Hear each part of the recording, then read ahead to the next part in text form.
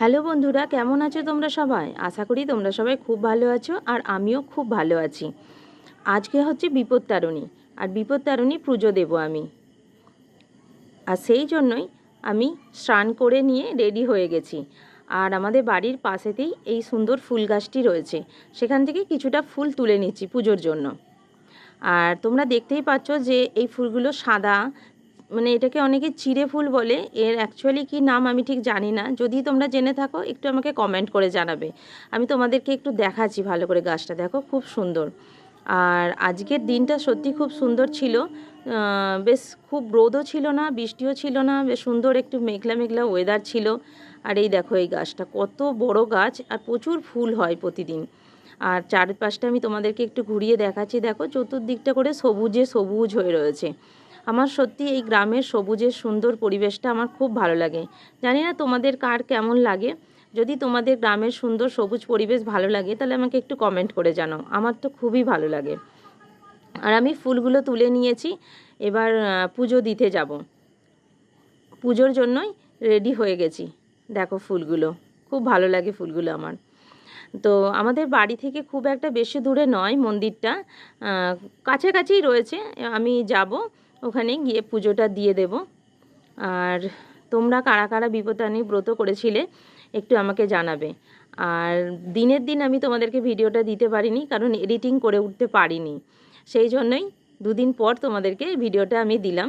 ভিডিওটা কেমন লাগলো তোমরা একটু আমাকে জানাবে। তো কাছেই যেহেতু, খুব একটা বেশি সময় লাগেনি, তাই মন্দিরে চলে এসেছি। এবার মন্দিরে আমি একটু পুজোটা দিয়ে দেব। আমার পুজোটা দিয়ে সত্যি খুব ভালো লেগেছে। তোমরা ভিডিওটা স্কিপ না করে প্রথম থেকে শেষ পর্যন্ত দেখতে থাকো, তোমাদেরও খুব ভালো লাগবে। আর কেমন লাগলো ভিডিওটা একটু কমেন্ট করে জানাবে। এই হচ্ছে আমাদের মা কালীর মন্দির। এখানেই আমরা বিপত্তারিণীর পুজো দিই। আবার শিবরাত্রির সময়তে শিবরাত্রির পুজো আমরা এই মন্দিরেই দিয়ে থাকি। দেখো, আমি একটু খুব ভালো করে তোমাদেরকে দেখাচ্ছি কত সুন্দর লাগছে মাকে দেখতে, এবং মন্দিরটাও খুবই সুন্দর। আমি চুলটা গুটিয়ে নিলাম, কারণ অনেকের মুখেই শুনেছি যে পুজো দেওয়ার সময় চুল খোলা রাখতে নেই, তাই চুলটা গুটিয়ে নিলাম। এটা আমার শোনা কথা, তোমরা অনেকেই জানো আবার অনেকেই জানো না। জানি না আমি ঠিক জানি কি ভুল জানি। যদি সত্যি চুল গুটিয়ে নেওয়া হয় তাহলে তোমরাও চুল গুটিয়ে নেবে, যারা যারা জানো না। আমরা যে বিপত্তারিণী মায়ের পুজো করি, এই বিপত্তারিণী মায়ের কিভাবে সৃষ্টি হলো তার ইতিহাস আমি ভিডিওর মাধ্যমেই বলবো। তোমরা ভিডিওটা স্কিপ না করে প্রথম থেকে একদম শেষ পর্যন্ত দেখতে থাকো, তাহলে তোমরা এর ইতিহাসটা জানতে পারবে। এবার মন্ত্রপাঠ শুরু হয়ে গেছে। অপবিত্র পবিত্রবান সর্বাবস্থান গত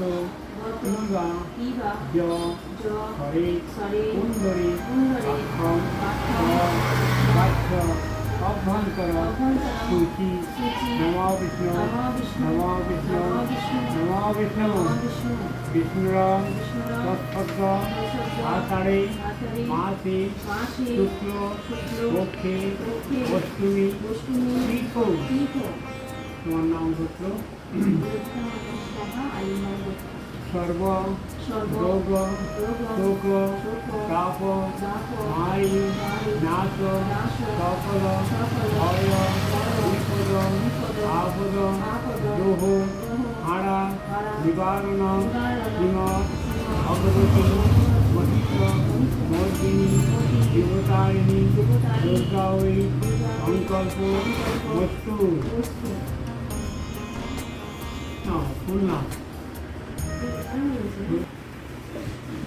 পুজোর মন্ত্রপাঠ শেষ হয়ে গেছে। এবার আমি তোমাদেরকে মা বিপত্তারিণীর সৃষ্টির আসল ইতিহাসটা বলবো। নারদমুনি একদিন পৃথিবীতে ভ্রমণ করতে বেরিয়েছিলেন। নদীর তীরে বেশ কিছু নারীকে মা দুর্গার আরাধনা করতে দেখেন। তাকে সেখানে উপস্থিত দেখে সকলে প্রণাম জানালেন এবং জানতে চাইলেন মা দুর্গার আর এক নাম কী করে বিপত্তারিণী হলো। নারদমুনি বললেন, তোমরা সবাই জানো, যখন সমুদ্র মন্থন করে অমৃত উঠেছিল তখন বিষও উঠেছিল। সেই বিষ তখন স্বয়ং দেবাদিদেব মহাদেব সেই বিষ কণ্ঠে ধারণ করেছিলেন। কিন্তু সেই বিষের জ্বালা থেকে মুক্তি পাওয়ার জন্য তিনি মাতা দুর্গাকেই স্মরণ করেছিলেন। দেবী দুর্গা সেই বিপদ থেকে রক্ষা করেছিলেন স্বয়ং মহাদেবকে, তাই তার আর এক নাম বিপত্তারিণী, অর্থাৎ যিনি সকল বিপদ থেকে রক্ষা করেন তিনি বিপত্তারিণী। শ্রীকৃষ্ণকে সকল বিপদ থেকে রক্ষা করার জন্য তার মা দুর্গাকে স্মরণ করে কৃষ্ণের হাতে বেঁধে দিত লাল সুতো। কৃষ্ণও তাই মা দুর্গাকে স্মরণ করে বহুবার বিপদ থেকে রক্ষা পেয়েছে। তখন থেকেই দেবী দুর্গাকে অনেকেই মা বিপত্তারিণী রূপে স্মরণ করত। কিন্তু মা বিপত্তারিণীর এই রূপ মর্তলোকে চিরপ্রতিষ্ঠিত হলো বিদর্ভ নগরের রানীর ভক্তির পরীক্ষায় মা চণ্ডী যখন সত্যি সন্তুষ্ট হলেন, তখন থেকেই মর্তে বিপত্তারিণী রূপে মাকে প্রতিষ্ঠা করা হলো, মানে মায়ের প্রচার শুরু হলো। এই ভিডিওটা তোমাদের কেমন লাগলো সেটা আমাকে অবশ্যই জানাতে ভুলিও না। যদি তোমাদের এইরকম ভিডিও ভালো লেগে থাকে তাহলে আমাকে কমেন্ট করে জানাবে। আমি আবারও চেষ্টা করব তোমাদের কাছে এই রকম ভিডিও নিয়ে আসার। তো বন্ধুরা, আজকের মতো এই পর্যন্তই। আবার দেখা হবে অন্য কোনো একটা দিন, অন্য কোনো এক ভিডিওর মাধ্যমে। তোমরা সবাই ভালো থেকো, সুস্থ থেকো। আর যারা আমার এই চ্যানেলের নতুন আছো, মানে নতুন বন্ধু রয়েছো, তারা অবশ্যই চ্যানেলটাকে ফলো করো। আর পুরনো যারা রয়েছো তাদেরকে তো অসংখ্য ধন্যবাদ জানাই পাশে থাকার জন্য। তো সব বন্ধুদের কাছেই আমার রিকোয়েস্ট রইল, একটু পাশে থেকো, সাথে থেকো।